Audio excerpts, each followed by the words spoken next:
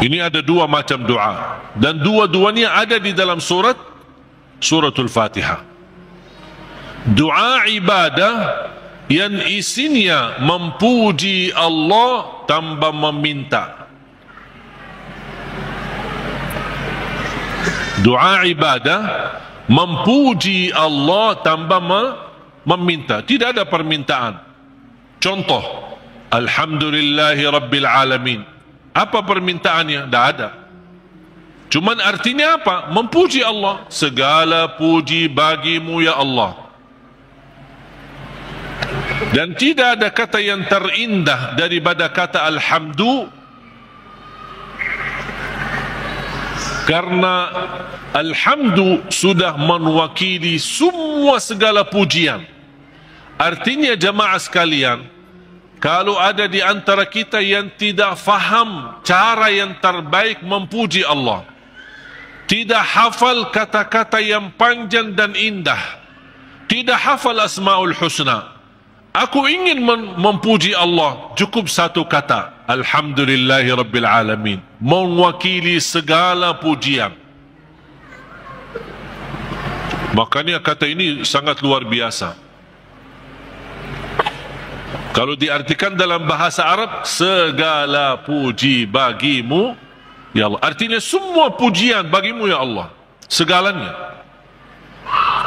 Makanya disebut kata itu doa ibadah, karena isinya memuji Allah tapi tidak meminta, tidak meminta apa-apa. Doa yang kedua, doa masalah, yang isinya memohon sesuatu. Memohon sesuatu. Contoh, ihdinas siratal mustaqim. Itu kan ada permintaan. Makanya disebutkan doa masalah.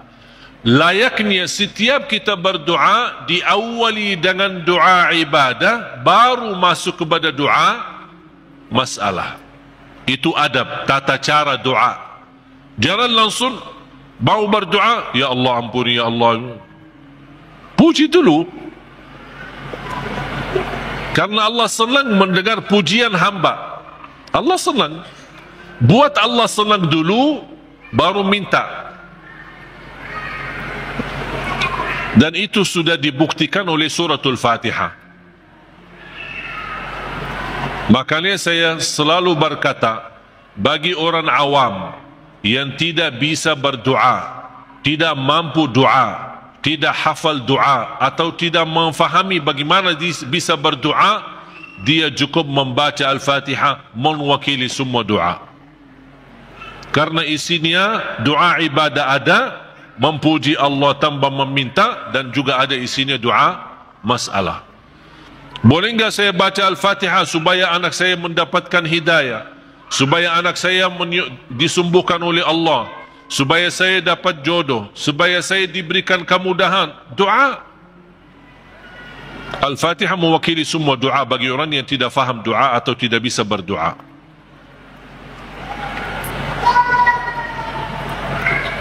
Jadi diawali doa kita dengan ibadah atau doa ibadah yang isinya memuji tanpa meminta, baru masuk ke tahap yang kedua, doa masalah, memohon kepada Allah SWT.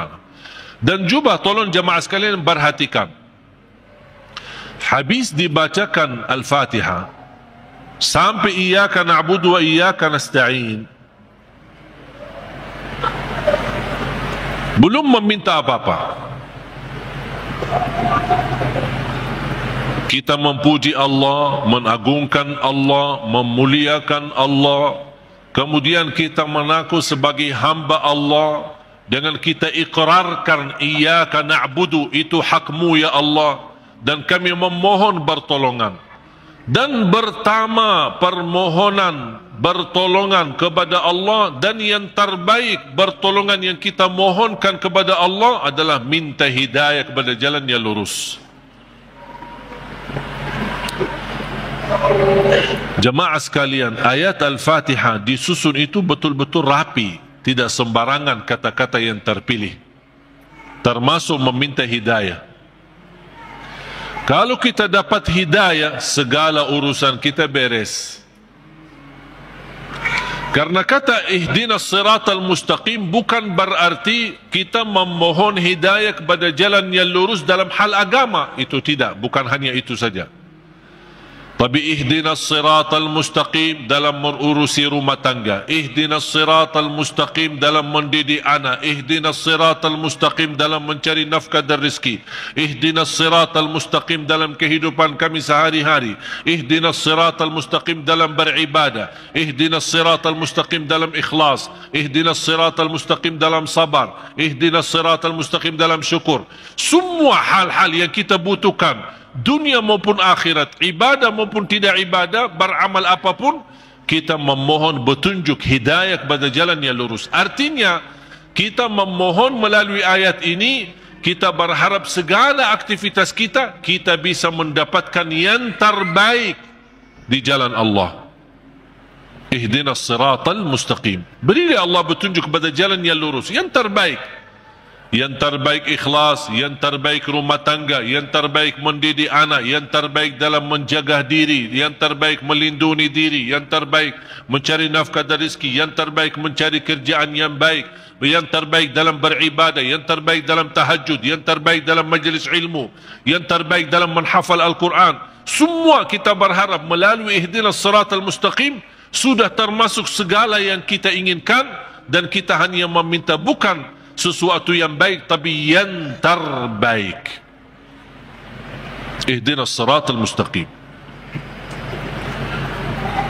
Contohnya seperti apa? Siratal ladzina an'amta alaihim. Ya Allah, kami memohon petunjuk kepada jalan yang lurus sebagaimana ada hamba-hambamu yang telah mendapatkan karunia nikmat-nikmatmu. Siratal ladzina an'amta alaihim.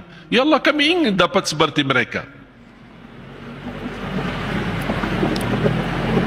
Seperti Sayyidina Abu Bakar, seperti Sayyidina Umar, seperti Sayyidina Uthman, seperti Sayyidina Ali, seperti Siti Khadijah, seperti Siti Aisyah. Kita ingin seperti mereka, siratal ladzina an'amta alaihim.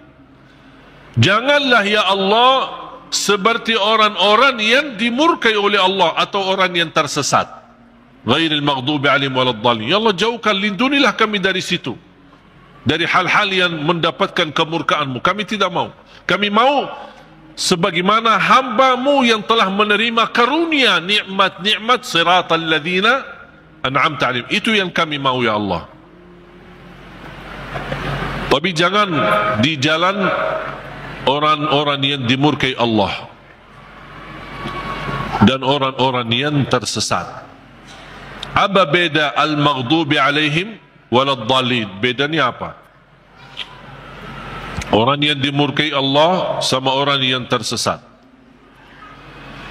Orang yang dimurkai Allah yang memiliki kemampuan ilmu tapi tidak menggunakan ilmu untuk mendekatkan diri kepada Allah. Sombong.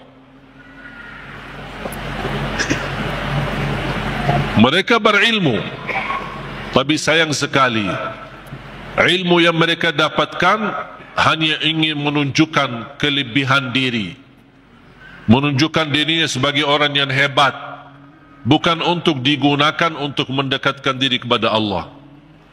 Dan ketua umum majlis al-maghdubi alaihim orang Yahudi. Ketua umum majlisnya orang Yahudi. Yahudi adalah kelompok atau golongan yang berilmu, tapi mereka mendapatkan kemurkaan Allah karena mereka tidak pernah menggunakan ilmu tersebut. Justru kecerdasan mereka dengan kehebatan ilmu mereka, mereka menggunakan untuk mensusahkan umat. Paling hebat ilmu ekonomi Yahudi, paling hebat ilmu media Yahudi. Makanya sekarang mereka seluruh media itu dimiliki oleh Yahudi. Ekonomi dunia dikuasai oleh Yahudi. Karena mereka punya ilmu, tapi mereka kenapa kuasai? Bukan untuk digunakan untuk kemudahan bagi manusia, tapi justru mereka menggunakan untuk kemanfaatan buat mereka sendiri. Makanya Allah murka terhadap mereka. Waladhdallin, orang-orang yang tersesat, yang suka mengamalkan amalan-amalan tapi tidak ada ilmunya. Kenapa kamu lakukan? Tidak tahu. Saya cuma suka itu, tapi tidak ada ilmunya. Contohnya, ketua umum majlis Waladhdallin adalah Nasrani. Nasrani ahli ibadah, beda sama orang Yahudi. Kalau Yahudi ahli ilmu, kalau Nasrani ahli ibadah. Bahkan mereka menggunakan rahbaniyah, memaksakan diri beribadah sepanjang hari. Sampai ada yang mendiamkan diri di sebuah tempat yang tidak bisa ditinggalkan, tidak mau nikah, tidak mau makan daging, tidak mau makan ini segala. Ini semua dilakukan oleh mereka. Itu yang tidak ada dasarnya. Berlebih-lebihan. Islam melarang kita berlebih-lebihan beribadah. Sebagaimana ada 3 orang ketika datang ke Madinah mendengar betapa ibadah Rasulullah SAW. Sambil salat tahajud, sambil bangka kakinya. Kita pernah enggak bangka kaki kita? Pernah, ketika begal, capek, urus dunia. Bukan karena tahajud. Bagaimana SAW puasanya, gimana SAW tahajudnya, gimana SAW ibadahnya. Ada 3 orang mendengar berita-berita. Sambil mereka merasa, aduh, kalau Nabi Muhammad begitu luar biasa ibadah ini, gimana kita? Sambil ada di antara mereka yang berkata, kalau memang begitu ibadah Rasulullah SAW, saya akan berpuasa, tidak akan buka. Artinya mau berpuasa setiap hari, sepanjang hayatnya, sepanjang hidupnya. Bukan tidak makan sama sekali, tetap makan, tapi maksudnya setiap hari mau puasa sambil mati. Yang satu lagi kata orang, saya akan tahajud, tidak akan tidur. Yang ketiga berkata, saya tidak akan nikah. Karena dia merasa terhina, atau merasa dirinya rendah, atau merasa dirinya tidak ada artinya dibanding ibadah Rasulullah SAW. Kalau Rasul saja yang diampuni Allah begitu luar biasa hebat ibadahnya, aku merasa malu, ya udah saya tidak mau nikah. Mengapa? Agar saya kosongkan waktu saya untuk beribadah, mendekatkan diri kepada Allah. Ada di antara mereka yang di riwayat lain disebutkan, saya tidak mau makan daging. Berita ini, percakapan mereka ini, berbicaraan mereka ini sampai ke telinga Rasul. Rasul naik mimbar. Ma balu aqwamin, menapa ada kaum atau berkataan seperti ini? Inni la'atqakum lillah wa akhsyakum lah. Aku yang paling takwa kepada Allah dan paling takut kepada Allah. Aku tahajud dan tidur, aku puasa dan buka puasa, aku makan daging atau juga nikah. Rasul menceritakan, ini semua tidak akan menghalangi kita kalau kita mau bersungguh-sungguh beribadah. Itu yang disebutkan kata rahbaniyah yang sering dilakukan oleh Nasrani. Makanya kita memohon petunjuk kepada jalan yang lurus, tapi jangan sampai kepada jalan yang dimurkai Allah atau jalan yang tersesat. Kami tidak mau punya ilmu tapi tidak pernah gunakan ilmu untuk mendekatkan diri kepada Allah. Saya tidak mau juga beramal tanpa ilmu, karena saya khawatir nanti jadi orang yang tersesat. Amin. Allahumma terima. Ya Allah, mohon diterima.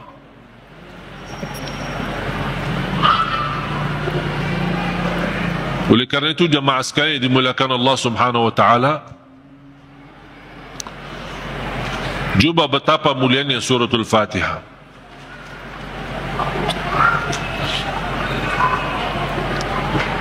Saya hanya menyampaikan secara singkat. Saya belum membahas secara detail. Mulai dari Bismillahirrahmanirrahim, mulai dari Alhamdu, bagaimana, kenapa ada al, dan apa arti daripada al, kenapa terpilih Alhamdulillahi Rabbil Alamin menjadi ayat yang pertama. Ada juga berbeda pendapat Bismillahirrahmanirrahim adalah ayat yang pertama. Makanya kalau sebagian ulama menganggap Bismillahirrahmanirrahim ayat yang pertama, makanya dijahar dalam salatnya. Makanya kita perhatikan rata-rata Al-Quran itu selalu Bismillahirrahmanirrahim. Al-Fatihah ada ayat nomor 1. Dibandingkan Bismillah di surah yang lain tidak ada angka. Betul? Karena itu berbeda pendapat antara ulama. Apakah Bismillah itu salah satu ayat dari suratul Fatihah atau tidak? Walaupun sebagian besar memilih Bismillah salah satu dari surat Al-Fatihah, sebagian besar. Sebab ayat suratul Fatihah ini Bismillah, apakah ayat pertama atau tidak, muncullah persoalan yang kedua, apakah boleh jahar atau tidak. Kalau tidak dijahar, tetap boleh atau tetap mewajibkan atau membaca Bismillah. Bagi orang yang suka baca sir, tetap baca Bismillah, karena dia sebagian dari surat. Jangan Allahu Akbar baca doa iftitah langsung Alhamdulillahi Rabbil Alamin. Mana Bismillahnya? Tetap dibacakan walaupun sir, tidak dijahar. Menurut saya bagi soal jahar atau sir tidak masalah. Keras suara atau tidak keras suara tidak masalah. Bagi saya tidak masalah. Dan saya selalu sesuaikan. Masjid yang suka keraskan suara dengan Bismillah, saya suka tanya kalau diminta jadi imam. Kalau jahar Bismillah, saya jahar.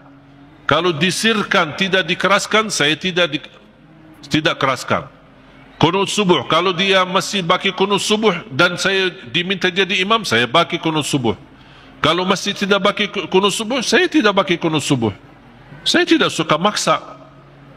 Tak, saya tidak mau kunut subuh. Kalau saya jadi imam, saya tidak mau kunut subuh. Kenapa? Ini bid'ah, ini sesat semua. Nah, gampang. Alhamdulillah, hal berbeda, tidak masalah. Yang saya paling suka masjid netral. Ketika saya masuk masjid, saya suka tanya ketika diminta jadi imam. Karena mereka berharap mudah-mudahan ini. Padahal saya suka mundur. Saya tidak mau jadi imam karena pensiun jadi imam. Tapi kadang-kadang jamaah mengharapkan. Barangkali niatnya mengharap berkahnya, mengharap apalah gitu. Akhirnya saya harus turuti permintaan mereka. Tapi saya suka tanya, jahar Bismillah atau tidak? Qunut subuh atau tidak? Habis salat zikir atau tidak? Doa atau tidak? Bisa disesuaikan. Karena ini semua hal berbeda pendapat. Saya suka masjid netral. Ketika saya tanya, bebas. Mau jahar boleh, tidak jahar boleh. Kunut boleh, tidak kunut boleh. Bebas kami. Tak masalah. Kita ikuti imam. Yang penting kita salat. Dan itu yang kita perlukan. Masjid yang netral. Tidak fanatik. Supaya kita bisa bersama-sama.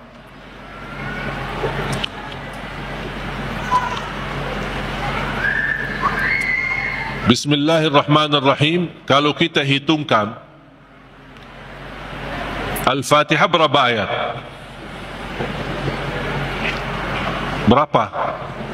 7. Itu sudah disepakati. Itu sudah disepakati. 7 ayat. Sekarang gimana kita bisa jelaskan? Kalau Bismillah sebagian dari suratul Fatihah. Gimana kalau kita hitungkan ayatnya? Ayo kita mari sama-sama hitung. Bismillahirrahmanirrahim 1. Alhamdulillahi Rabbil Alamin 2. Ar-Rahmanir-Rahim 3. Maliki Yawmiddin 4. Iyyaka na'budu wa iyyaka nasta'in 5. Ihdinas siratal mustaqim 6. Berarti tinggal berapa? 1 ayat. Siratal ladzina an'amta 'alaihim ghairil maghdubi 'alaihim waladdallin. 1. Berarti jadi berapa? 7. Bagi ulama yang pendapat Bismillah tidak sebagian dari suratul Fatihah, tidak dihitung sebagian dari ayat suratul Fatihah. Berarti ayo coba kita hitung. Kalau dikeluarkan Bismillah, mari kita hitung ayat pertama apa? Alhamdulillahi Rabbil Alamin, 1. Terus Ar-Rahman Ar-Rahim, 2. Terus 3, 4, 5.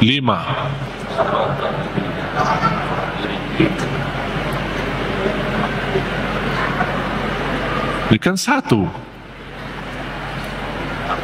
Siratal ladzina an'amta 'alaihim ghairil maghdubi 'alaihim waladdallin, 1. Berarti berapa? 6. Terus 7-nya mana? Siratal ladzina an'amta 'alaihim putus ghairil maghdubi 'alaihim. Ulama yang menganggap Bismillah tidak sebagian dari ayat suratul Fatihah, Siratal ladzina an'amta 'alaihim, stop, 1 ayat. Itu yang menjadi yang ke-6. Ghairil maghdubi 'alaihim waladdallin yang ke-7. Karena siratal ladzina an'amta 'alaihim sudah sempurna makna kalau kita berhenti. Sudah selesai, makna jelas, sempurna, tidak ada kaitan dengan selanjutnya. Makanya dianggap itu 1 ayat. Walaupun rata-rata Al-Quran yang kita lihat semuanya tidak ada angka di situ kan? Karena apalagi yang di Madinah yang menuliskan Al-Quran ini, salah satu ulama namanya Syekh Uthman Taha, penulis Al-Quran di kota Madinah, dia mengikut mazhab Imam Syafi'i. Makanya dia menuliskan Bismillah ayat nomor pertama. Dan itu yang diberlakukan oleh sebagian besar di mana-mana, di Mesir, di mana-mana selalu Al-Quran kita perhatikan selalu Bismillah ayat yang pertama. Yang saya ingin sampaikan, yang kita sudah fahami, Al-Fatihah 7 ayat. Jahar Bismillah, tidak jahar Bismillah itu tidak masalah. Yang penting kita bisa memperhatikan bacaan-bacaan kita, khususnya suratul Fatihah. Kalau bisa berlahan-lahan, bertahap-tahap, tidak sambungkan ayatnya, karena kita ingin menhayati, berdialog dengan Allah subhanahu wa ta'ala. Sudah jelas? Oleh karena itu jamaah sekalian, mari kita sama-sama belajari dalami suratul Fatihah, surah yang paling agung di dalam Al-Quran, surah yang luar biasa, memiliki keistimewaan, memiliki keberkahan yang dahsyat. Jangan kita hanya membaca sampai 17 kali di dalam salat fardu, tapi tidak merasakan sedikit apapun dalam hati kita. 17 kali itu minimal, tapi kita tidak merasa apa-apa. Seperti ayat-ayat yang lain. Padahal suratul Fatihah ini, kalau betul-betul kita bisa fahami dan belajari dan mendalaminya, wallahi bakal nangis. Saking agungnya dan indahnya suratul Fatihah. Cukup keindahan di dalamnya kita berdialog dengan Allah. Kita hamba yang masih banyak dosa, yang masih kotor, yang tidak banyak kekurangan, yang tidak banyak sempurna, banyak kekurangan ikhlas kita dan banyak kekurangan khusyuk kita. Tapi ketika kita baca Al-Fatihah, Allah masih berkenan menjawab kita di setiap ayat yang kita baca. Oleh kerana itu, hayati Bismillahirrahmanirrahim dengan artinya dan maknanya yang segitu dalam. Alhamdulillahi Rabbil Alamin, segala puji bagimu ya Allah. Dan Allah menjawab kita, hambaku telah memujiku. Makanya saya senang ketika baca Al-Fatihah, apalagi kalau lagi sendirian, lebih menikmati. Ketika jadi imam, memang terbatasi. Kalau kita ingin berlama-lama baca Al-Fatihah ketika jadi imam, orang takut nanti di belakang fikir kita lupa ayatnya. Alhamdulillahi Rabbil Alamin, Ar-Rahman Ar-Rahim. Kita kan lagi hayati, jadi bingung kan. Diam sebentar aja langsung dijawab. Saya ingin menghayati, memberi kesempatan Allah menjawab saya agar saya bisa merasakan jawaban Allah. Ar-Rahmanir Rahim, Maliki Yawmiddin, Iyyaka na'budu wa iyyaka nasta'in, Ihdina as-siratal mustaqim, Siratal ladzina an'amta 'alaihim, Ghairil maghdubi 'alaihim waladdallin.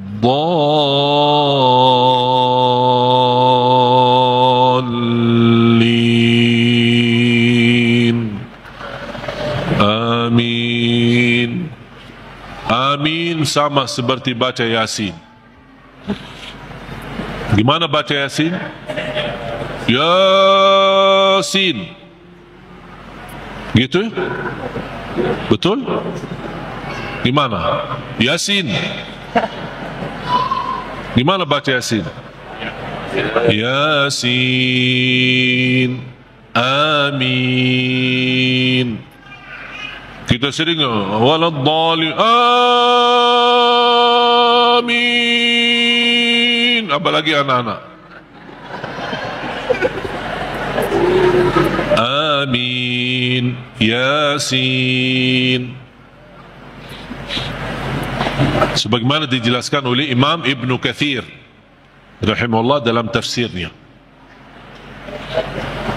Mudah-mudahan pertemuan ini kita kupas walaupun sedikit dari suratul Fatihah. Mudah-mudahan insyaAllah menjadi bahan ilmu buat kita untuk ke depan kita bisa menghayati dan bisa dalam membaca suratul Fatihah di dalam salat maupun di luar salat, kita bisa merasa tersentuh hati kita. Kalau Al-Fatihah ini bisa nyambung ke hati kita, itu subhanallah luar biasa. Alhamdulillah, itulah tadi kajian yang indah dari guru kita Al-Maghfurullahu Syekh Ali Jaber. Semoga menjadi amal jariah beliau dan diberikan tempat yang mulia di sisi Allah Subhanahu wa taala. Amin amin ya rabbal alamin. Wassalamualaikum warahmatullahi wabarakatuh.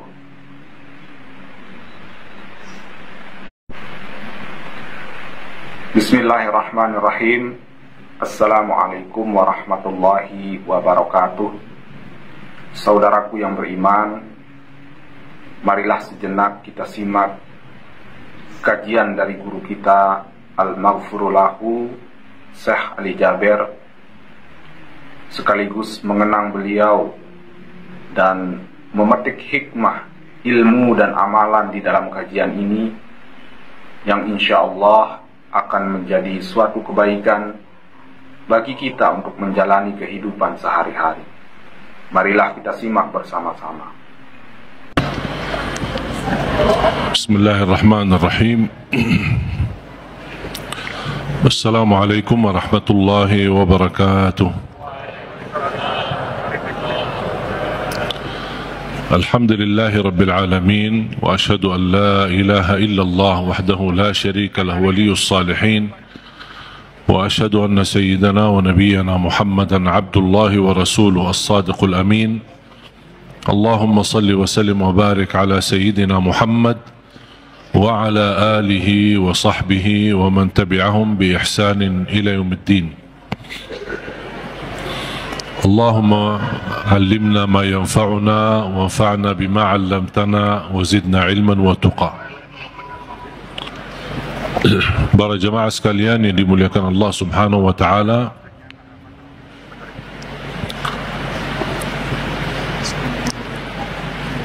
Begitu luar biasa kemuliaan Al-Quran untuk kita. Kita terpilih menjadi umat Nabi Muhammad sallallahu alaihi wasallam, menjadi ummatul Quran.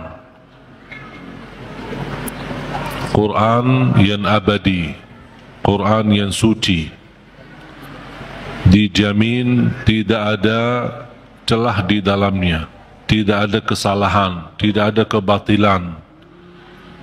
Bahkan dalam lindungan Allah Subhanahu wa taala, dari bentuk makna, arti, isinya, tulisannya,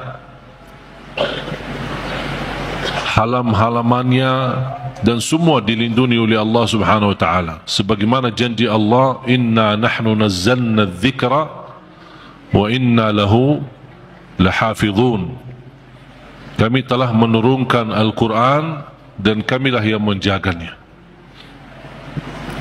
Termasuk terjaga ahlul Quran.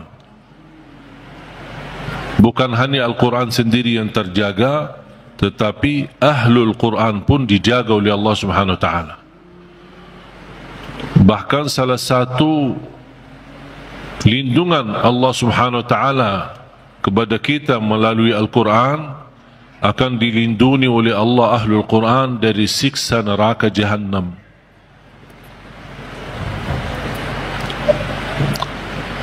Artinya, kalau ada seorang ahlul Quran tapi masih berlaku dosa maksiat, dan seandainya dihukum oleh Allah untuk masuk neraka sementara, untuk disucikan dan membersihkan dari dosa dan maksiat, neraka pun tidak akan mampu menghanguskan kulitnya dan tidak akan mampu membakar hatinya, karena isinya Al-Quran.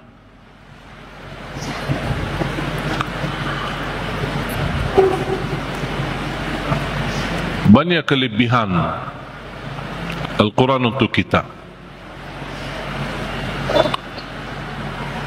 Surah yang paling agung di dalam Al-Quran, Suratul Fatihah. Ayat yang paling agung di dalam Al-Quran, ayat Al-Kursi. Suratul Fatihah, kalau boleh saya artikan dialog sama Allah, berdialog dengan Allah. Setiap satu ayat kita baca, Allah jawab kita. Makanya disunnahkan kalau kita baca Suratul Fatihah, jangan disambungkan ayatnya. Setiap ayat berhenti. Sebagaimana dijelaskan oleh Siti Aisyah radhiyallahu anha, karena Rasulullah SAW idza qara'a al-Fatihah kana yufassiruha tafsira. Ketika Rasulullah SAW membaca suratul Fatihah, seperti dia mentafsirkan suratul Fatihah, saking pelan-pelan dan bertahap-tahap membaca ayat-ayatnya suratul Fatihah, menunjukkan beradab sama Allah Subhanahu wa taala, kehormatan, karena dia sedang berdialog dengan Allah melalui bacaan suratul Fatihah. Sebagaimana Rasulullah SAW bersabda di hadis yang diriwayatkan Imam Tirmizi, hadis itu hadis qudsi, qasamtu as-salata baini wa baina 'abdi nisfain. Aku telah membagikan salat antaraku dan hambaku, kata Allah, menjadi dua bagian. Dan yang dimaksud kata as-salat di hadis ini adalah suratul Fatihah. Ternyata suratul Fatihah memiliki banyak nama.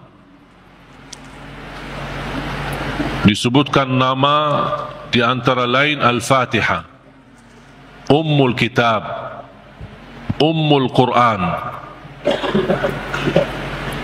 As-Salah, As-Syafiyah, Ar-Raqiyah, Al-Waqiyah, menyembuh segala penyakit, melindungi dari segala bahaya, gangguan, godaan. Bahkan bisa menjadi ruqyah. Orang yang tidak fahami ruqyah dan sulit mencari orang yang merukahi, lebih baik kita ruqyah diri sendiri. Sering orang bertanya, saya tidak faham ayat-ayat ruqyah, cukup dengan suratul Fatihah. Suratul Fatihah sudah mewakili semua ayat-ayat untuk meruqyah diri sendiri. Menjadi rutin dibaca. Boleh jadi wirid. Setiap hari kita baca Al-Fatihah 10 kali, 20 kali, 100 kali, semampu kita. Jadi wirid. Keberkahannya luar biasa. Boleh menjadi doa dalam air minum kita. Setiap mau minum air dalam botol atau gelas, kita baca Al-Fatihah, tiup di dalam air, kemudian minum. Itu menjadi obat. Biasakan anak-anak kita minum air yang sudah dibacakan dalamnya suratul Fatihah. Jangan menunggu kiai, ustaz, habib datang untuk membacakan Al-Fatihah dalam air. Kita sendiri belajar. Baca 3 kali boleh, 1 kali boleh, 7 kali boleh. Habis itu tiup dalam air, boleh 3 kali. Kemudian silahkan minum. Kasih kepada anak-anak kita. Al-Fatihah itu obat.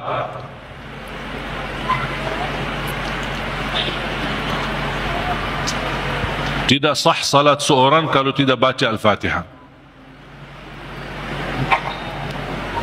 Artinya kalau kita lagi salat sendiri, munfarid, pas di rakaat yang kedua kita sadar, pas rakaat pertama, aduh saya lupa baca Al-Fatihah. Gimana solusinya? Rakaat yang kedua jadi rakaat yang pertama. Rakaat yang pertama hangus, anggap belum salat. Itu cara Islam. Tidak ada cara aku lupa suratul Fatihah, ya udah aku berhenti, aku ulang. Tidak ada di dalam Islam gitu. Yang ada dalam hukum fikih, rakaat pertama tertinggal suratul Fatihah, rakaat yang kedua dijadikan rakaat pertama. Rakaat yang pertama hangus.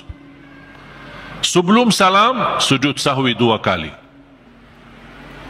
Tapi sahwi tidak mencukupi atau menggantikan rukun yang kita tinggalkan. Ada istilah rukun, ada istilah wajib. Kalau tertinggal wajib dalam salat, masih bisa kita laksanakan sujud sahwi, menggantikan yang kita tinggalkan. Contoh, salah satu contoh wajib apa? Apa wajib? Kalau dalam salat wajib, baca Al-Fatihah rukun. Melanjutkan ayat-ayat yang lain, surah pendek, itu wajib. Gimana kalau saya salat zuhur, habis saya baca Al-Fatihah di rakaat pertama, saya langsung rukuk. Berarti apa yang tertinggal? Bacaan ayat kan? Surah pendek tertinggal. Hukum surah pendek sesudah Al-Fatihah wajib di dalam salat fardu. Sunnah di dalam salat sunnah. Artinya apa? Kalau saya lakukan salat sunnah, boleh enggak saya hanya baca Al-Fatihah kemudian langsung rukuk? Boleh. Tidak harus baca ayat-ayat yang lain. Itu di salat sunnah. Tapi di salat wajib, rakaat pertama, rakaat yang kedua, Al-Fatihah rukun, dan kewajibannya dilengkapi dengan wajib baca ayat, walaupun 1 ayat. Walaupun 1 ayat, tidak harus 1 surah.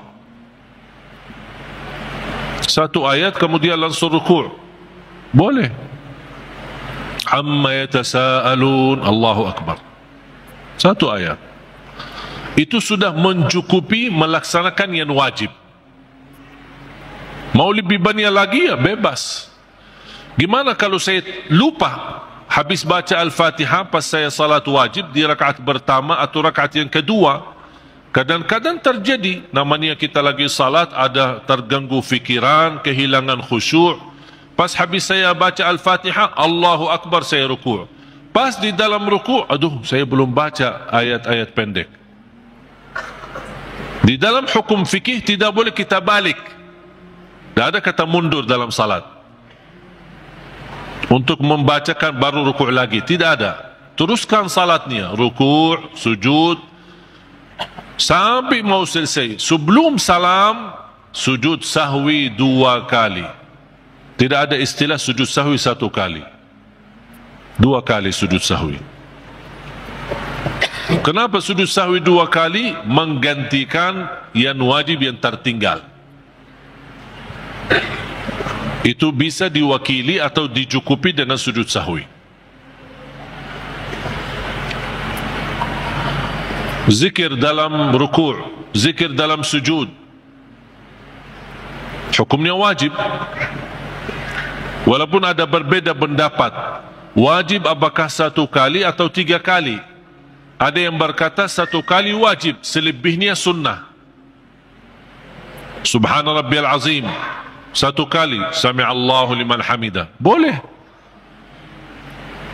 Tapi kalau mau wajib dan sunnah, ya 3 kali, 5 kali, 7 kali, atau seterusnya sampai imam berdiri dari rukuk. Kalau imam rukuknya panjang, banyak orang yang subhana rabbiyal azim, subhana rabbiyal azim, subhana rabbiyal azim. Kok imam belum bangun dari rukuk? Belum berdiri? Tak usah fikirin imam. Teruskan zikirmu sampai imam berkata sami'allahu liman hamidah.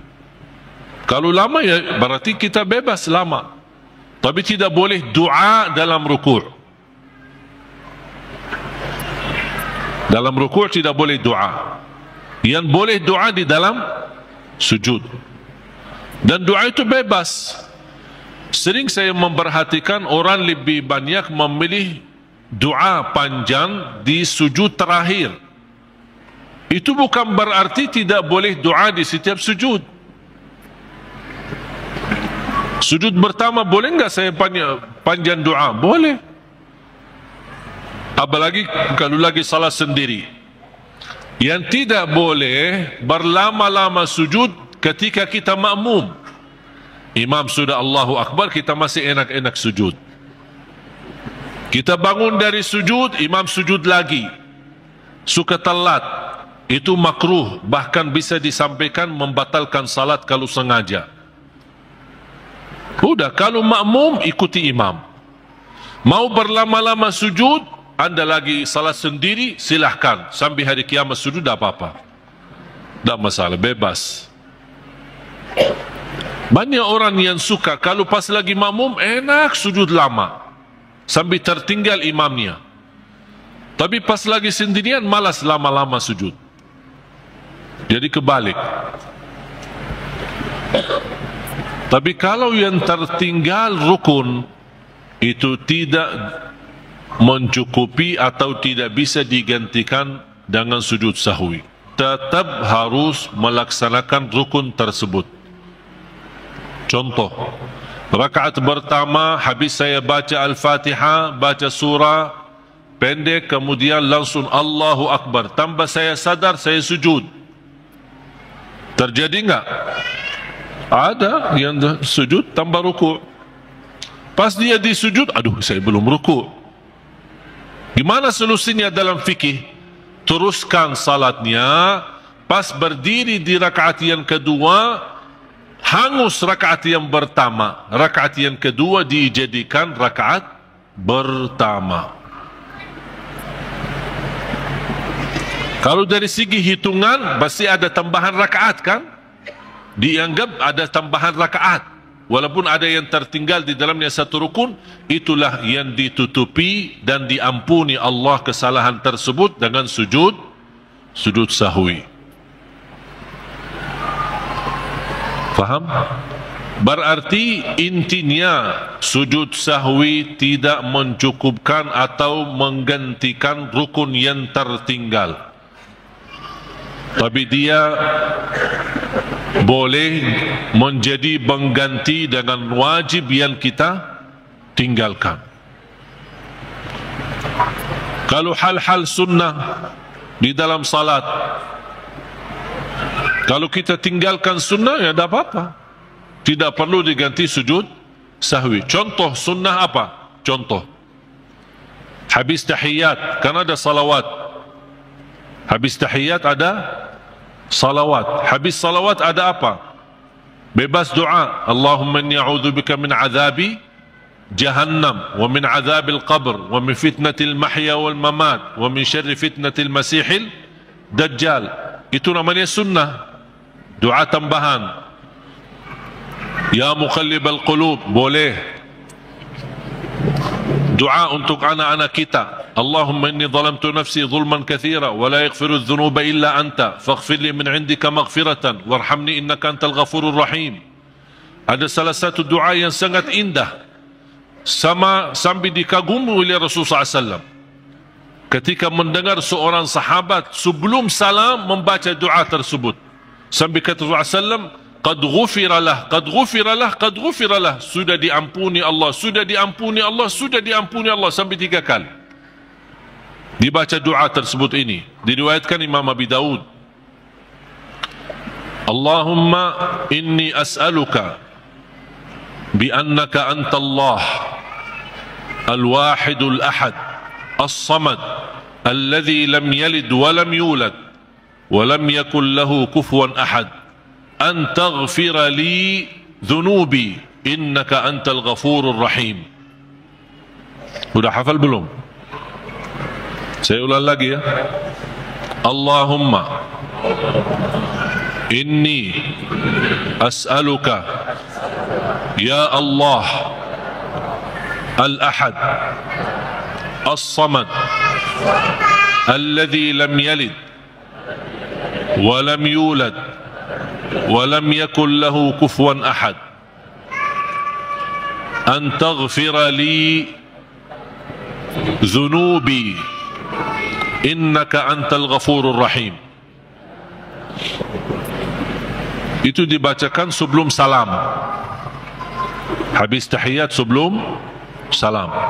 Kata Rasulullah, diampuni Allah, diampuni Allah, diampuni Allah sampai 3 kali.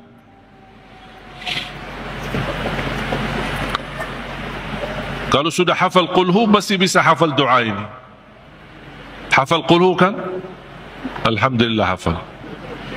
Kan isinya sama dengan isi surat Al-Ikhlas. Allahumma inni as'aluka ya Allah. Ini sudah sampai di sini ya. Allahumma inni as'aluka ya Allah al-ahad as-samad alladhi lam yalid wa lam yulad ولم يكن له كفوا أحد أن تغفر لي ذنوبي إنك أنت الغفور الرحيم. Itu sunnah. Atau doa-doa yang lain kalau kita hafal, apapun doa bebas. Bahkan ada yang membolehkan dalam berdoa sebagaimana kata guru saya Syekh Salih Al-Maghamsi, untuk boleh kita membaca doa walaupun dalam bahasa sendiri, di dalam sujud maupun di ujung tahiyat, bebas kita berdoa. Tapi saya memilih dan mendorong jamaah hafallah doa bahasa Arab sama artinya, supaya kita bisa merasakan makna doa dalam bahasa Arab. Kalau kita sama sekali kesulitan menghafal, berarti kita bisa berdoa walaupun dalam bahasa sendiri. Karena hal-hal yang sunnah itu boleh dibacakan dalam bahasa sendiri. Doa di dalam sujud, doa ketika habis tahiyat. Tapi tidak boleh tahiyat atau salawat diganti dengan bahasa sendiri. Tahiyatu tayyibatu, apa ya bahasa Indonesianya? Tak boleh diganti dalam bahasa Indonesia. Atau baca Al-Fatihah tapi dalam bahasa Indonesia. Segala puji bagimu ya Allah, Rabb semesta alam, amin, amin. Bahasa Indonesia amin, amin ya juga, amin. Itu tidak boleh.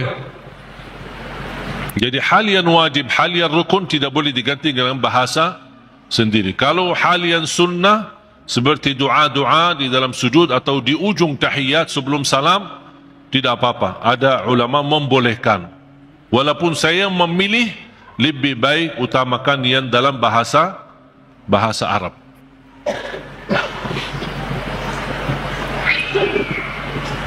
Al-Fatihah sebagai obat menyembuhkan penyakit kita. Ada yang merasa gesak di hati, merasa stres kepalanya, boleh taruh tangan yang kanan di atas kepala dan baca Al-Fatihah. Di atas dada kita baca Al-Fatihah. Itu sungguh subhanallah. Al-Quran sebenarnya seluruh Al-Quran, seluruh isi Al-Quran itu obat. Qul huwa lilladzina amanu hudan wa shifa. Sungguh Al-Quran itu petunjuk dan obat, menyembuhkan penyakit bagi orang-orang yang beriman. Berarti Al-Quran menyembuh penyakit hanya berlaku bagi orang yang beriman. Yang tidak beriman tidak berlaku.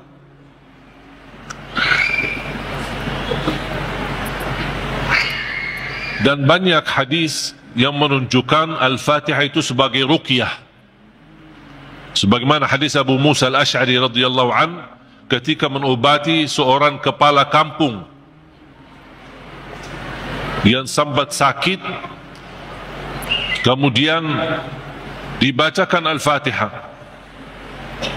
kemudian faka'annama nashita min iqal, sampai dia sembuh seperti tidak pernah sakit sebelumnya. Dan mereka mencerita ketika mereka pulang ke Madinah bertemu Rasulullah SAW, mereka mencerita apa yang terjadi bersama orang kampung. Di antaranya kepala kampung yang sedang sakit, dibacakan Al-Fatihah, dia sembuh. Rasulullah SAW bersabda, "Wa ma yudrika annaha ruqyah." Dari mana wahai Abu Musa kamu tahu itu ruqyah? Itu menunjukkan Rasul setuju dengan perilaku Abu Musa Al-Ash'ari. Kembali kepada hadis yang diriwayatkan Imam Tirmizi, hadis yang qudsi, qasamtu as-salata baini wa baina 'abdi nisfain. Aku telah membagikan salat antaraku dan hambaku. Ini Allah yang sedang bicara di hadis qudsi itu. Berarti salah satu nama suratul Fatihah as-salah namanya. Kenapa dinamakan as-salah? Karena tidak sah salat kita tanpa suratul Fatihah. Qasamtu as-salata baini wa baina 'abdi nisfain. Aku telah membagikan salat itu antaraku dan hambaku dua bagian. Fa idza qara'a 'abdi alhamdulillahi rabbil alamin qala Allah hamadani 'abdi.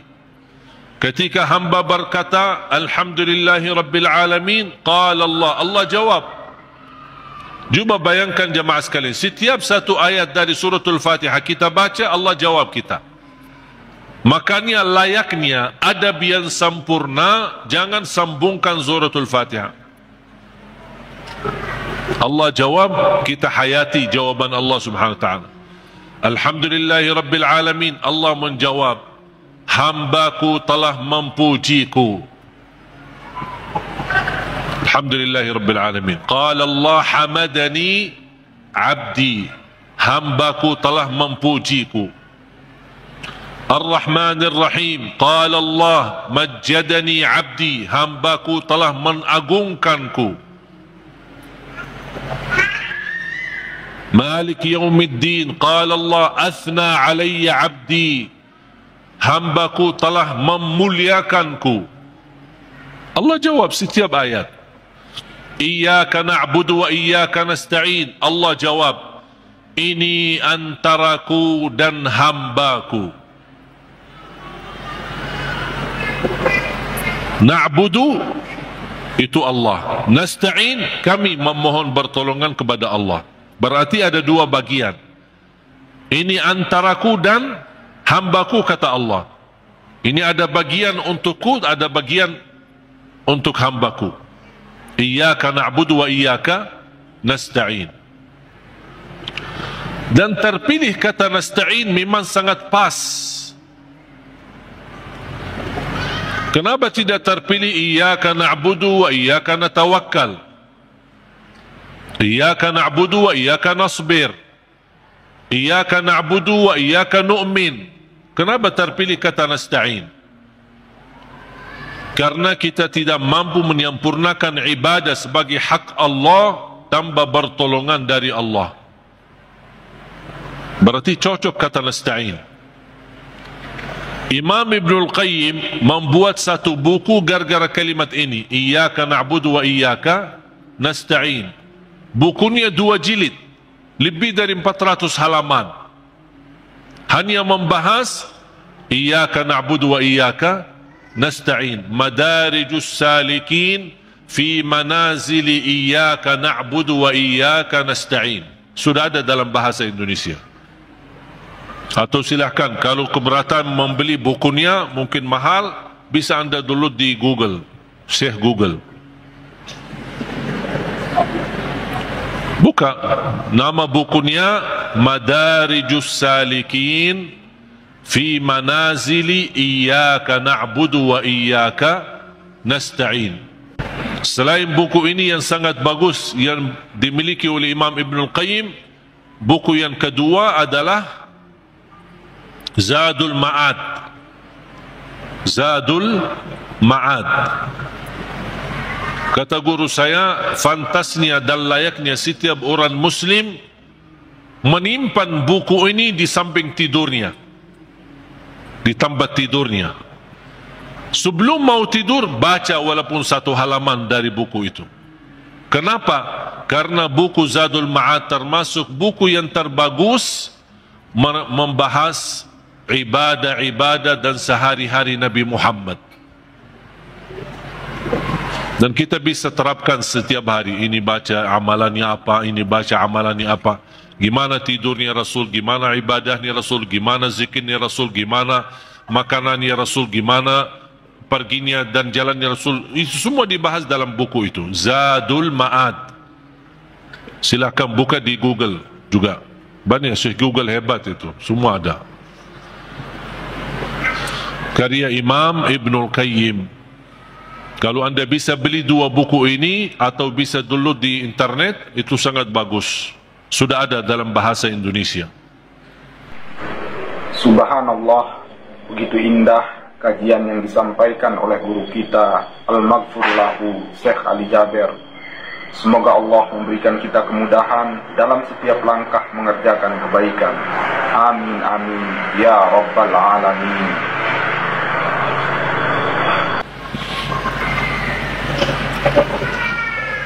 Iyyaka na'budu wa iyyaka nasta'in. Qala Allah, ini antaraku dan hambaku, dan apapun yang hambaku minta aku berikan. Coba gimana jawaban Allah.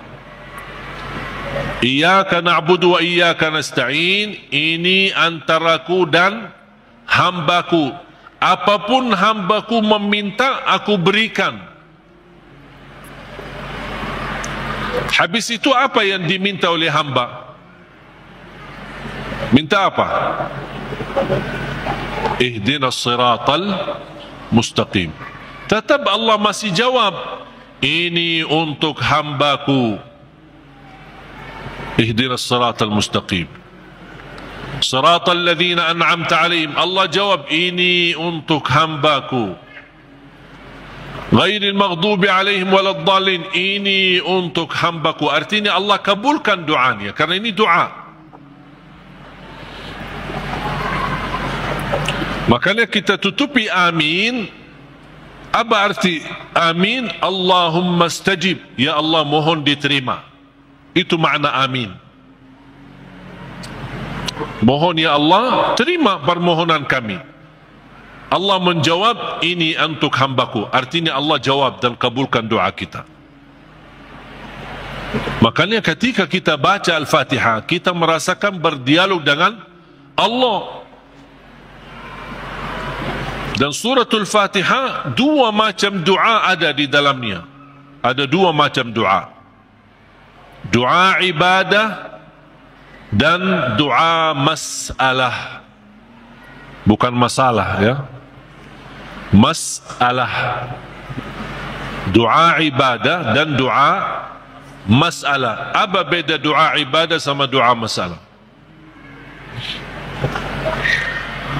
Ini ada 2 macam doa, dan dua-duanya ada di dalam suratul Fatihah. Doa ibadah yang isinya memuji Allah tanpa meminta.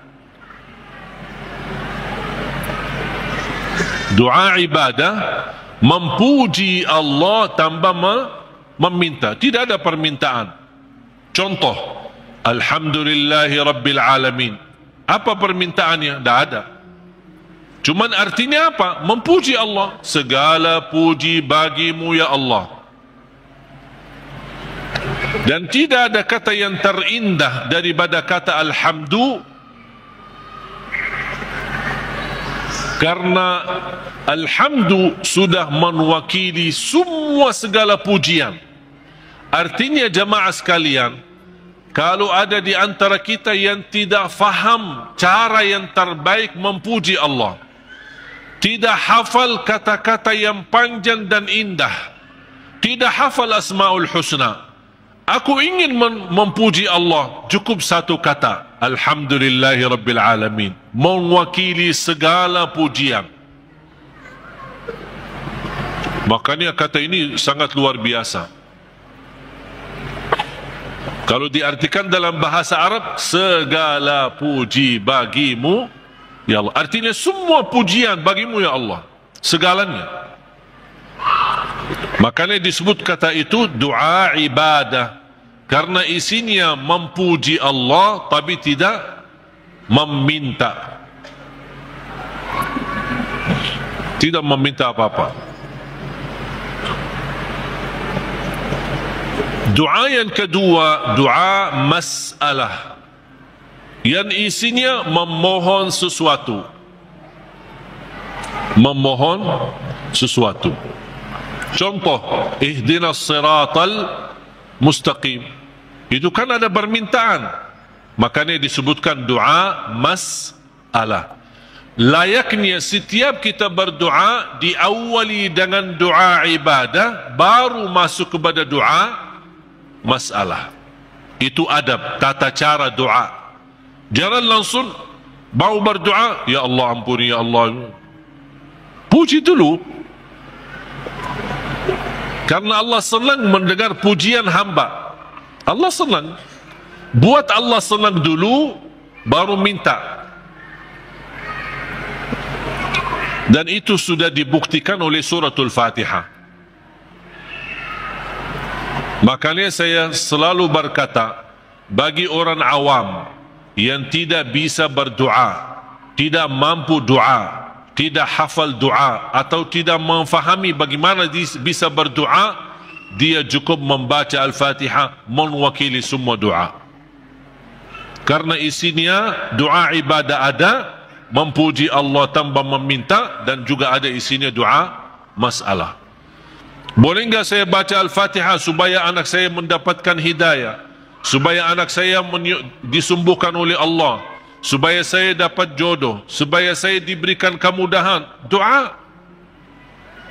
Al-Fatihah mewakili semua doa bagi orang yang tidak faham doa atau tidak bisa berdoa.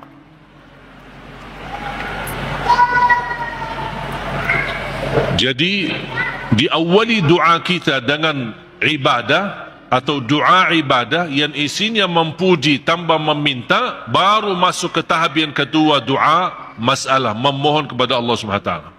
Dan juga tolong jemaah sekalian perhatikan, habis dibacakan Al-Fatihah sampai iyyaka na'budu wa iyyaka nasta'in,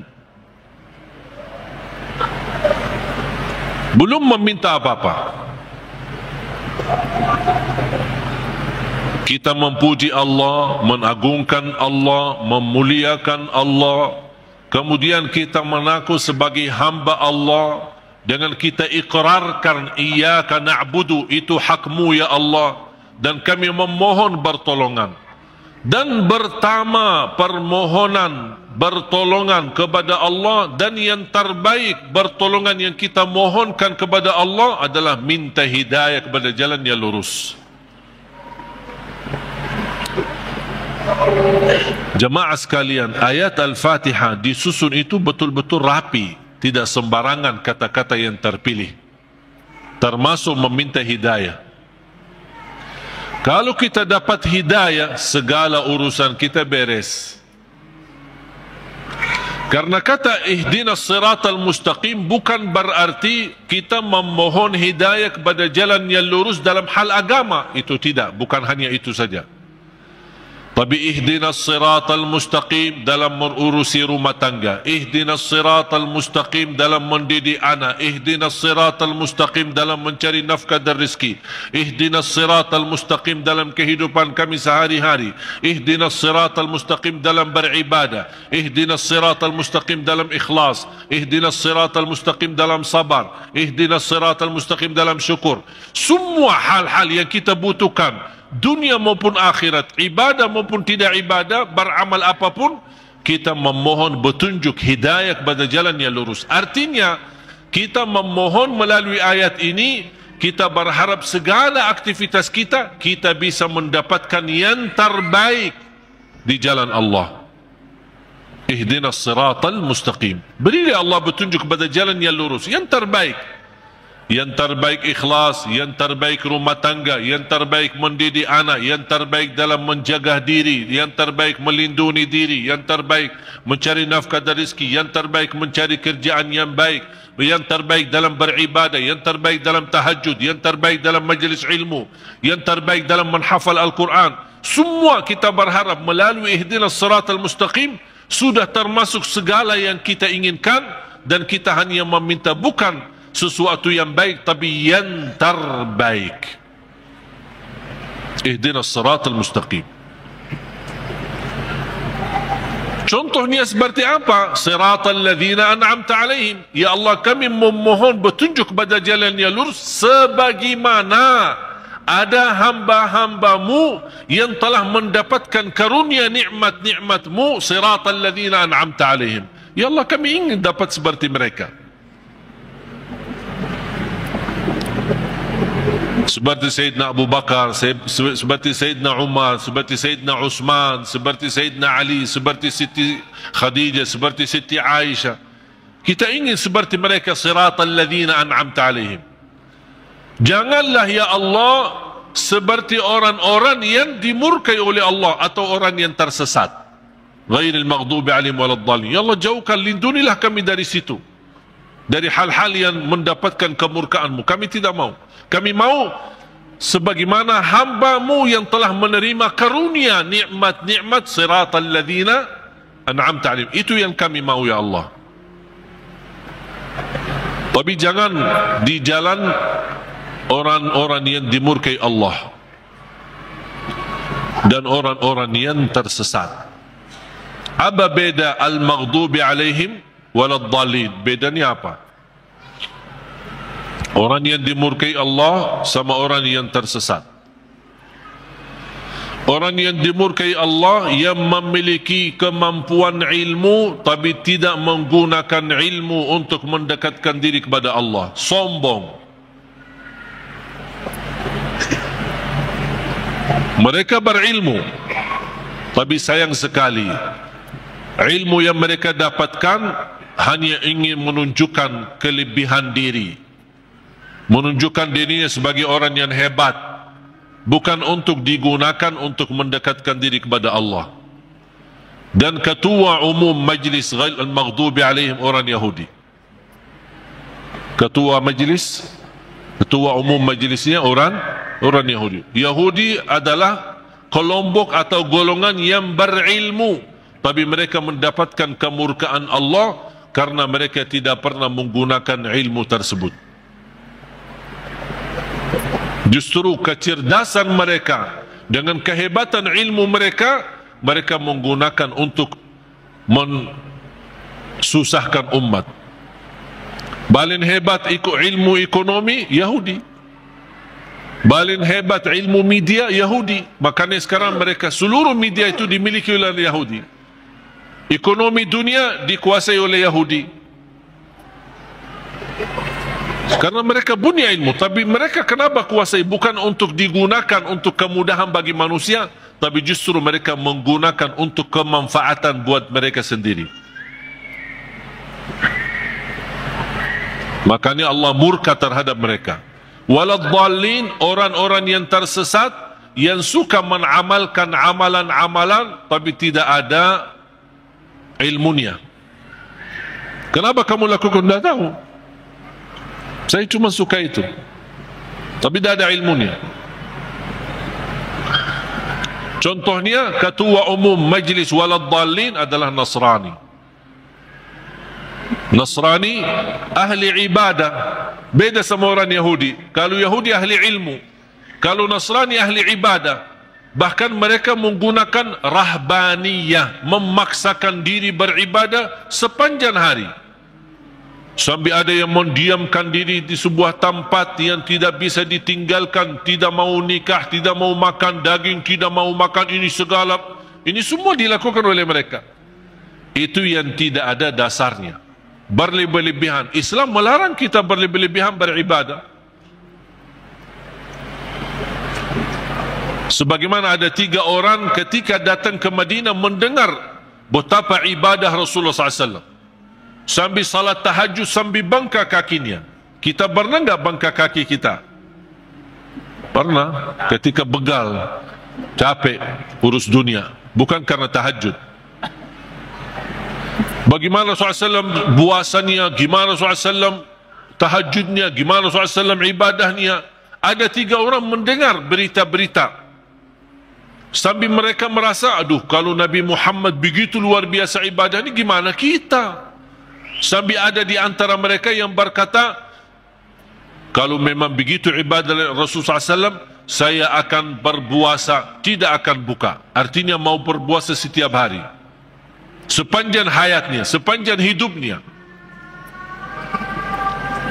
Bukan tidak makan sama sekali, tetap makan. Tapi maksudnya setiap hari mau puasa. Sambil mati. Yang satu lagi kata orang, saya akan tahajud, tidak akan tidur. Yang ketiga berkata, saya tidak akan nikah.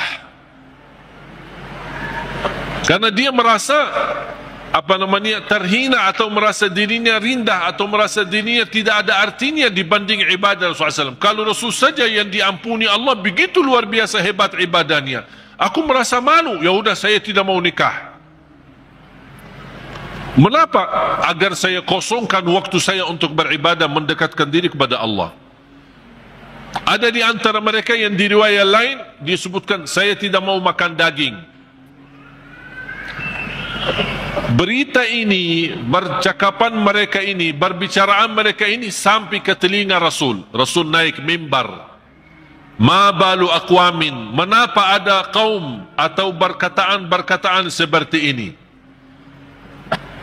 Inni la'atqakum lillah wa akhsyakum lah. Aku yang paling takwa kepada Allah dan paling takut kepada Allah. Aku tahajud dan tidur, aku puasa dan buka puasa, aku makan daging atau juga nikah. Rasul menceritakan, ini semua tidak akan menghalangi kita kalau kita mau bersungguh-sungguh beribadah. Itu yang disebutkan kata rahbaniyah yang sering dilakukan oleh Nasrani.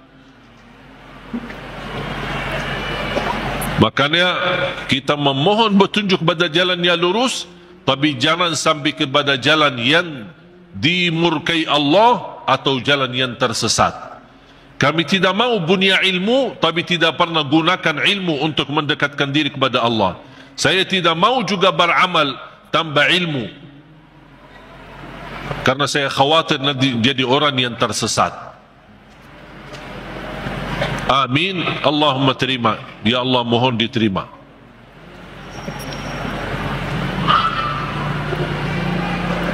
Oleh karena itu jemaah sekalian dimuliakan Allah Subhanahu wa taala, coba betapa mulianya suratul Fatihah.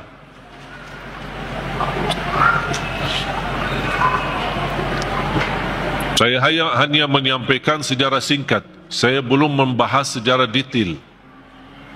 Mulai dari Bismillahirrahmanirrahim, mulai dari Alhamdu, bagaimana, kenapa ada Al, dan apa arti daripada Al, kenapa terpilih Alhamdulillahi Rabbil Alamin menjadi ayat yang pertama. Ada juga berbeda pendapat Bismillahirrahmanirrahim adalah ayat yang pertama. Makanya kalau sebagian ulama menganggap Bismillahirrahmanirrahim ayat yang pertama, makanya dijahar dalam salatnya. Kalau kita perhatikan rata-rata Al-Quran itu selalu Bismillahirrahmanirrahim. Al-Fatihah ada ayat nomor 1. Dibandingkan Bismillah di surah yang lain tidak ada angka. Betul? Karena itu berbeda pendapat antara ulama. Apakah Bismillah itu salah satu ayat dari suratul Fatihah atau tidak? Walaupun sebagian besar memilih Bismillah salah satu dari surat Al-Fatihah, sebagian besar. Sebab ayat suratul Fatihah ini Bismillah, apakah ayat pertama atau tidak, muncullah persoalan yang kedua, apakah boleh jahar atau tidak. Kalau tidak dijahar, tetap boleh atau tetap mewajibkan atau membaca Bismillah. Bagi orang yang suka baca sir, tetap baca Bismillah, karena dia sebagian dari surat. Jangan Allahu Akbar baca doa iftitah langsung Alhamdulillahi Rabbil Alamin. Mana Bismillahnya? Tetap dibacakan walaupun sir, tidak dijahar. Menurut saya bagi soal jahar atau sir tidak masalah. Keras suara atau tidak keras suara tidak masalah. Bagi saya tidak masalah. Dan saya selalu sesuaikan masjid yang suka keraskan suara dengan Bismillah, saya suka tanya kalau diminta jadi imam.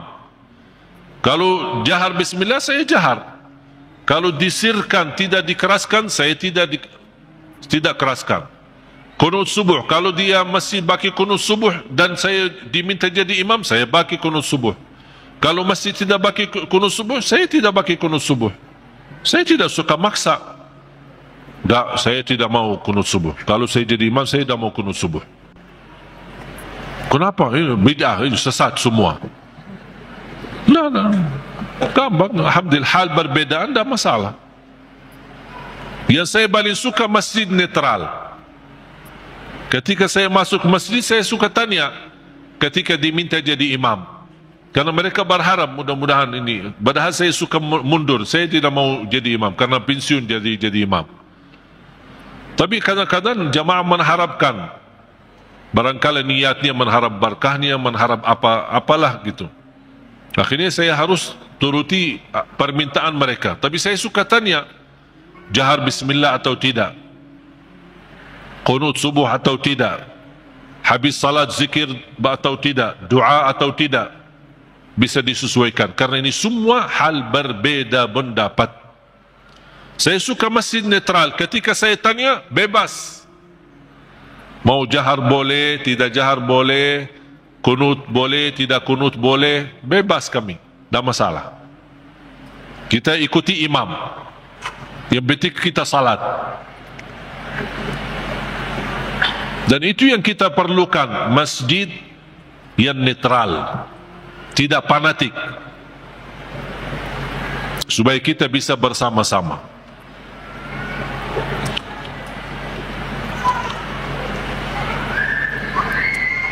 Bismillahirrahmanirrahim. Kalau kita hitungkan Al-Fatihah berapa ayat? Berapa? 7. Itu sudah disepakati. Itu sudah disepakati. 7 ayat. Sekarang gimana kita bisa jelaskan? Kalau Bismillah sebagian dari suratul Fatihah, gimana kalau kita hitungkan ayatnya? Ayo kita mari sama-sama hitung.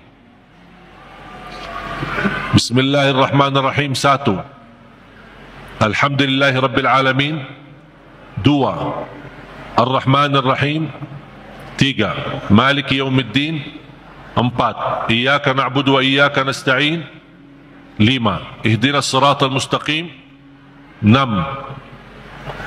Berarti tinggal berapa? 1 ayat. Siratal ladzina an'amta 'alaihim ghairil maghdubi 'alaihim waladdallin. 1. Berarti jadi berapa? 7. Bagi ulama yang pendapat Bismillah tidak sebagian dari suratul Fatihah, tidak dihitung sebagian dari ayat, suratul Fatihah. Berarti ayo coba kita hitung. Kalau dikeluarkan bismillah, mari kita hitung ayat pertama apa? Alhamdulillahi Rabbil Alamin. 1. Terus Ar-Rahman Ar-Rahim. 2. Terus 3. 4. 5.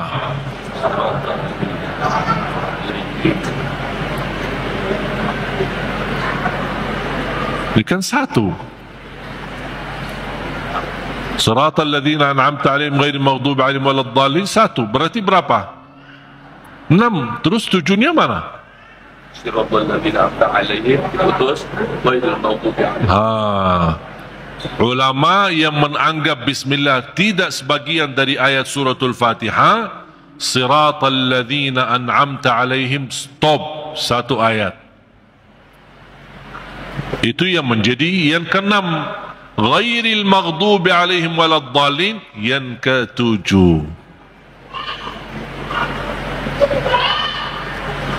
Karena siratal ladzina an'amta 'alaihim sudah sempurna makna kalau kita berhenti. Sudah selesai, makna jelas, sempurna, tidak ada kaitan dengan selanjutnya.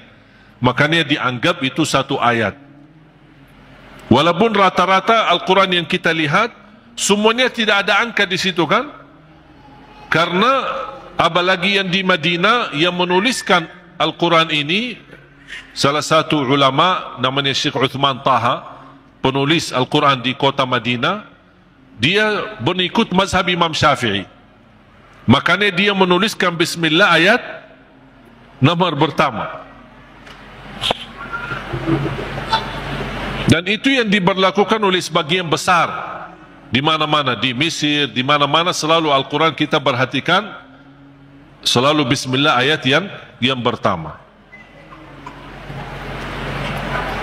Yang saya ingin sampaikan, yang kita sudah fahami, Al-Fatihah 7 ayat. Jahar bismillah, tidak jahar bismillah itu tidak masalah. Yang penting kita bisa memperhatikan bacaan-bacaan kita, khususnya suratul Fatihah. Kalau bisa berlahan-lahan, bertahap-tahap, tidak sambungkan ayatnya, karena kita ingin menhayati, berdialog dengan Allah subhanahu wa ta'ala. Sudah jelas? Oleh karena itu jamaah sekalian, mari kita sama-sama belajari dalami suratul Fatihah, surah yang paling agung di dalam Al-Quran, surah yang luar biasa, memiliki keistimewaan, memiliki keberkahan yang dahsyat. Jangan kita hanya membaca sampai 17 kali di dalam salat fardu, tapi tidak merasakan sedikit apapun dalam hati kita. 17 kali itu minimal, tapi kita tidak merasa apa-apa. Seperti ayat-ayat yang lain. Padahal suratul Fatihah ini, kalau betul-betul kita bisa fahami dan belajari dan mendalaminya, wallahi bakal nangis. Saking agungnya dan indahnya suratul Fatihah. Cukup keindahan di dalamnya kita berdialog dengan Allah. Kita hamba yang masih banyak dosa, yang masih kotor, yang tidak banyak kekurangan, yang tidak banyak sempurna, banyak kekurangan ikhlas kita dan banyak kekurangan khusyuk kita. Tapi ketika kita baca Al-Fatihah, Allah masih berkenan menjawab kita di setiap ayat yang kita baca. Oleh kerana itu, hayati Bismillahirrahmanirrahim dengan artinya dan maknanya yang segitu dalam. Alhamdulillahi Rabbil Alamin, segala puji bagimu ya Allah. Dan Allah menjawab kita, hambaku telah mempujiku. Makanya saya senang ketika baca Al-Fatihah, apalagi kalau lagi sendirian, lebih menikmati. Ketika jadi imam memang terbatasi. Kalau kita ingin berlama-lama baca Al-Fatihah ketika jadi imam, orang takut nanti di belakang fikir kita lupa ayatnya. Alhamdulillahi Rabbil Alamin. Ar-Rahman Ar-Rahim. Kita kan lagi hayati, jadi bingung kan.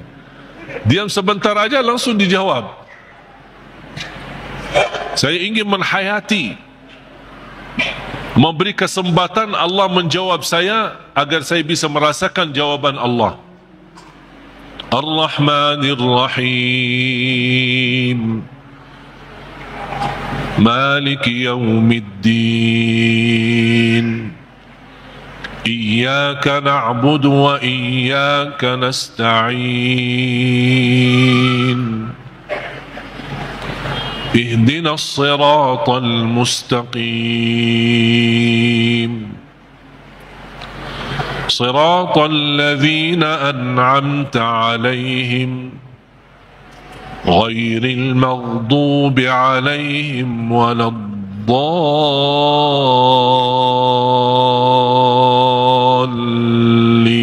الضالين آمين. Amin sama seperti baca Yasin. Gimana baca Yasin? Yasin. Gitu? Betul? Gimana? Yasin. Gimana baca Yasin? Yasin. Amin. Kita sering waladhdallin, amin. Apalagi anak-anak, amin. Yasin. Sebagaimana dijelaskan oleh Imam Ibn Kathir rahimahullah dalam tafsirnya. Mudah-mudahan pertemuan ini kita kupas walaupun sedikit dari suratul Fatihah. Mudah-mudahan insyaAllah menjadi bahan ilmu buat kita untuk ke depan kita bisa menghayati dan bisa dalam membaca suratul Fatihah di dalam salat maupun di luar salat, kita bisa merasa tersuntuh hati kita. Kalau Al-Fatihah ini bisa nyambung ke hati kita, itu subhanallah luar biasa. Alhamdulillah, itulah tadi kajian yang indah dari guru kita Al-Maghfurullahu Syekh Ali Jaber. Semoga menjadi amal jariah beliau dan diberikan tempat yang mulia di sisi Allah Subhanahu wa Ta'ala. Amin amin ya rabbal alamin. Wassalamualaikum warahmatullahi wabarakatuh.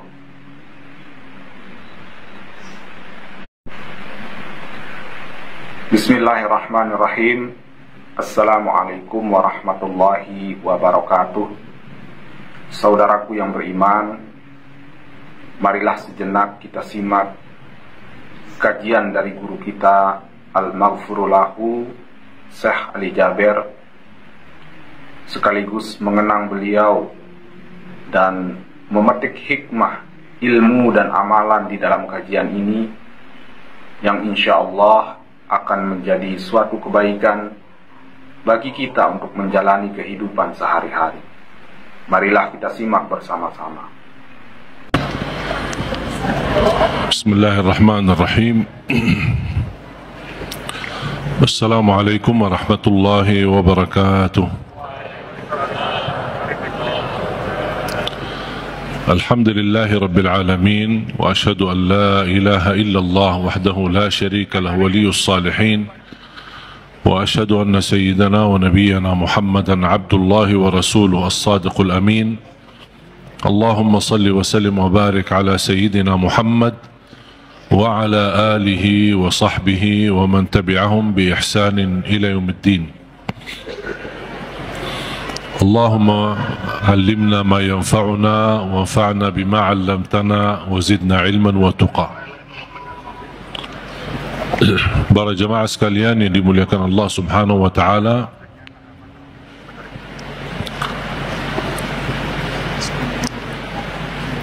begitu luar biasa kemuliaan Al-Quran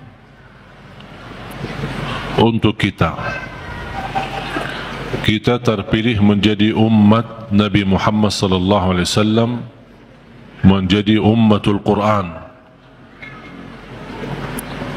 Quran yang abadi, Quran yang suci, dijamin tidak ada celah di dalamnya, tidak ada kesalahan, tidak ada kebatilan.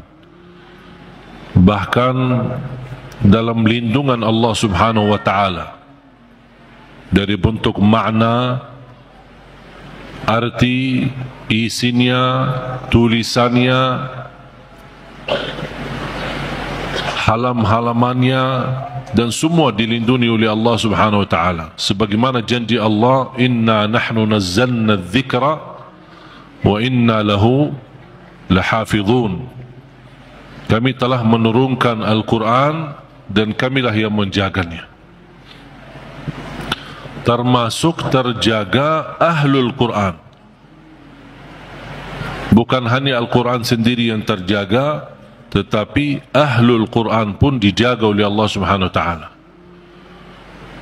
Bahkan salah satu lindungan Allah Subhanahu wa ta'ala kepada kita melalui Al-Quran, akan dilindungi oleh Allah Ahlul Quran dari siksa neraka Jahannam.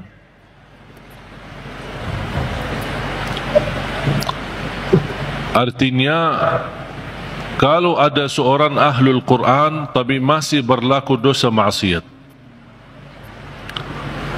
dan seandainya dihukum oleh Allah untuk masuk neraka sementara, untuk disucikan dan membersihkan dari dosa dan maksiat, neraka pun tidak akan mampu menghanguskan kulitnya dan tidak akan mampu membakar hatinya karena isinya Al-Quran.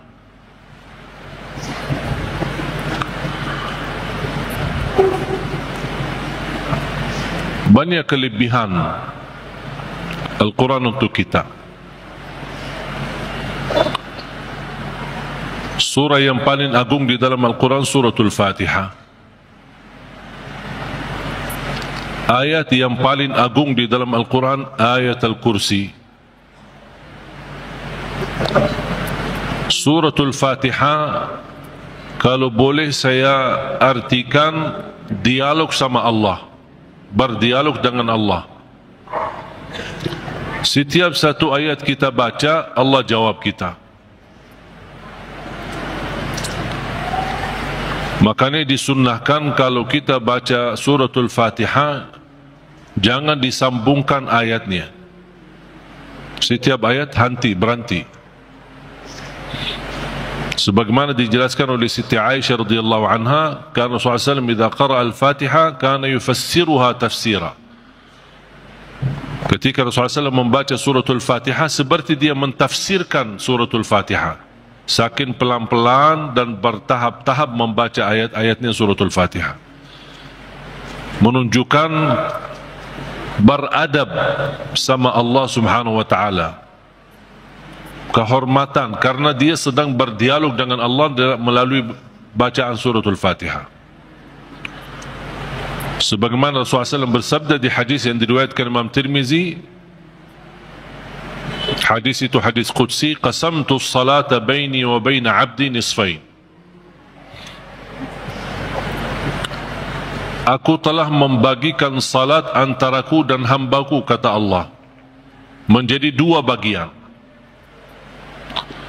Dan yang dimaksud kata as-salat di hadis ini adalah suratul Fatihah.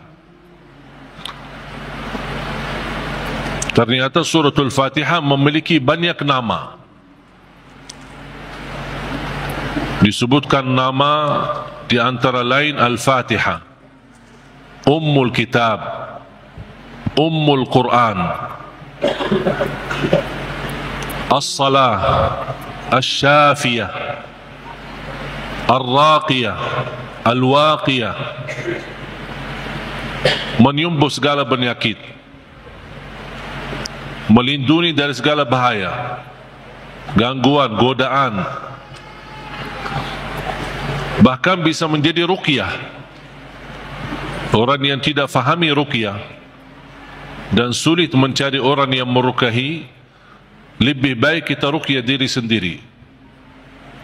Sering orang bertanya, saya tidak faham ayat-ayat ruqyah, cukup dengan suratul Fatihah. Suratul Fatihah sudah mewakili semua ayat-ayat untuk meruqyah diri sendiri. Menjadi rutin dibaca. Boleh jadi wirid.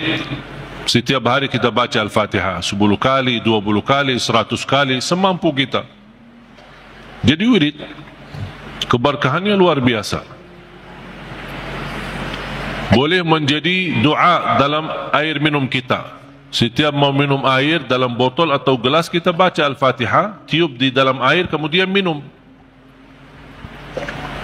Itu menjadi obat.